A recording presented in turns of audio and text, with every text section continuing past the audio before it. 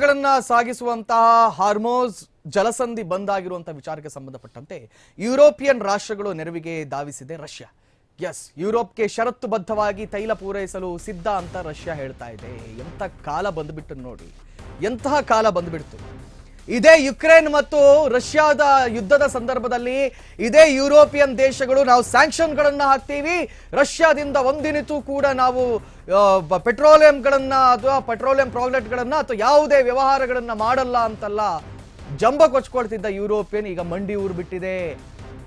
ಇದೇ Vladimir Putin ನಿಂದಲೇ ನಮಗೆ ಏನಾದ್ರೂ ಒಂಚೂರಾದ್ರೂ ಪೆಟ್ರೋಲಿಯಂ ಸಿಗಬೇಕು ಅನ್ನುವಂತಹ ಅರಿವು ಇದೀಗ ಯುರೋಪಿಯನ್ ರಾಷ್ಟ್ರಗಳಿಗೆ ಆಗ್ತಾ ಇದೆ. ಅಮೆರಿಕದ ಒತ್ತಡದಿಂದ ರಷ್ಯಾ ತೈಲ ನಿರ್ಬಂಧಿಸಿದಂತ ಯುರೋಪಿಯನ್ ಒಕ್ಕೂಟ ಈಗ ಮಂಡಿ ಊರ್ಲೇಬೇಕು ಅವರು. ಇದೀಗ ಹಾರ್ಮೋಸ್ ಜಲಸಂಧಿ ಬಂದ ಹಿನ್ನೆಲೆ ಪುಟಿನ್ ಈ ಹೇಳಿಕೆಯನ್ನು ಕೊಟ್ಟಿದ್ದಾರೆ.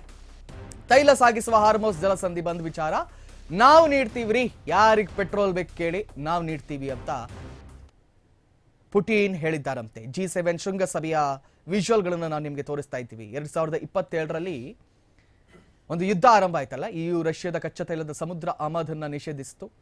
ಆದರೆ ಯುಕ್ರೇನ್ ಮೂಲಕ ಡ್ರುಜ್ಬಾ ತೈಲ ಪೈಪ್ಲೈನ್ಗೆ ಹಾನಿಯಾದ ಕಾರಣ ಹಂಗೇರಿ ಮತ್ತು ಸ್ಲೋವಾಕಿಯಾಕ್ಕೆ ರಷ್ಯಾದ ಪೈಪ್ಲೈನ್ ರಫ್ತುಗಳು ಜನವರಿಯಿಂದ ಪರಿಣಾಮಕಾರಿಯಾಗಿ ನಿಲ್ಲಿಸಲಾಗಿದೆ.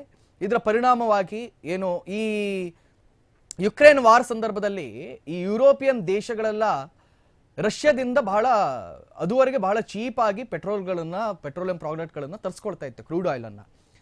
ಅವರಿಗೆ ಇದೊಂದು ಜಂಬ ಬಂದ್ಬಿಡ್ತು.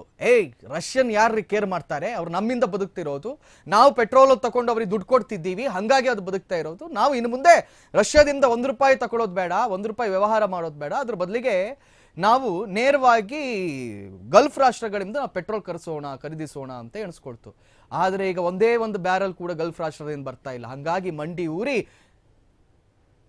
ಪುಟಿನ್ ಹತ್ರ ಹೋಗಿ ಇವ್ರು ಭಿಕ್ಷೆ ಬಿಡಬೇಕೀಗ ನಮ್ಮ ಪೆಟ್ರೋಲ್